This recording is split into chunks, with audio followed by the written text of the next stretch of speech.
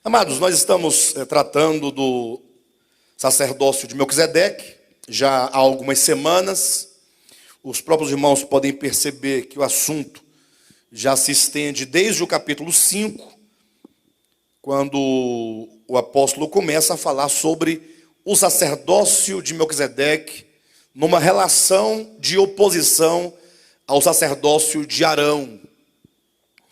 E o assunto se estende por tantos capítulos, né? Vai ainda até o final do capítulo 7, em razão das muitas implicações que essa mudança de sacerdócio, ou que seja, do estabelecimento do sacerdócio eterno de Melquisedeque traz.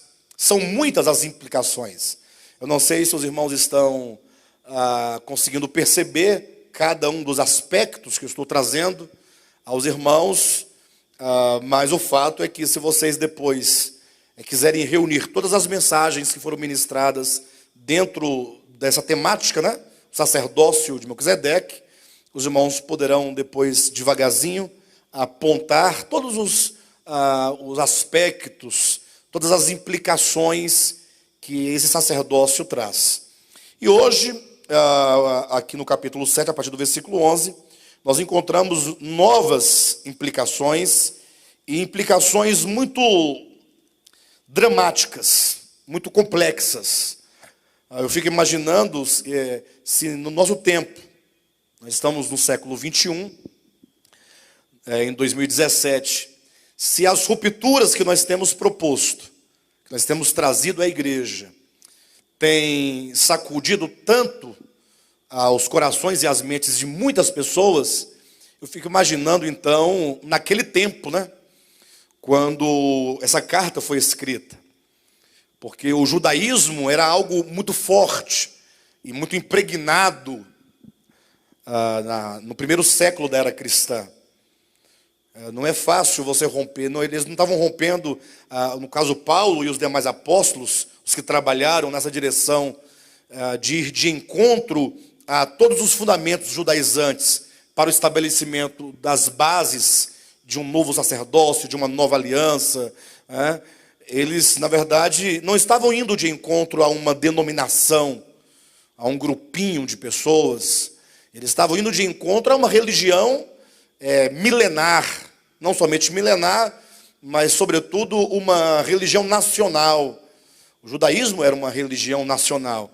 A despeito das seitas que havia dentro do judaísmo, o judaísmo ele era uno, era uma religião estabelecida por muitos séculos no povo hebreu, ao longo da história dos hebreus. Lógico, o judaísmo se deve entender por judaísmo um momento mais específico da história dos hebreus. Na verdade, nós temos a revelação de Deus a Abraão, Isaac, Jacó, ali naqueles primeiros momentos, que foi a revelação de um propósito, a revelação de uma promessa. Em seguida, nós temos a história do povo de Israel, de fato, quando a nação de Israel nasce ali no Egito, sai do Egito, peregrina no deserto por 40 anos e é introduzido na boa terra de Canaã.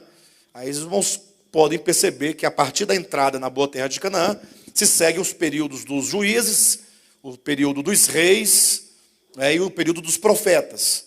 Então até aí nós temos, como nós podemos colocar, a fé de uma nação no Deus revelado a Abraão, Isaac e Jacó. Não havia ainda o judaísmo nesse período, portanto. Os irmãos entendem? Nós temos a revelação aos patriarcas, Abraão, Isaac e Jacó, para os irmãos entenderem o processo da história de Israel, como que eles chegaram ao judaísmo e como que se tornou muito forte essa questão. Então nós temos a promessa para os patriarcas, com a fundação da nação de Israel, a partir da saída do Egito, da aliança que Deus fez com o povo no Monte Sinai, e com a entrada, sobretudo, na boa terra de Canaã, se seguem os períodos dos juízes, o período dos reis e o período dos profetas.